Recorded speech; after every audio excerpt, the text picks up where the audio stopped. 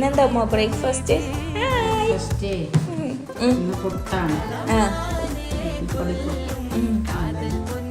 നിങ്ങള് പുട്ടാണെങ്കിൽ ഞങ്ങൾ പുട്ടും കുറ്റാണ്.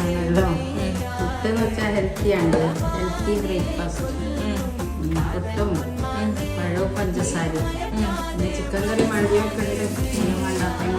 കേട്ടോ പഞ്ചസാരയും പുട്ട് തിന്നാല് കൊറേ വെള്ളം കുടിക്കേണ്ടി വരും എന്ന് പറയുന്നു. നേരാ?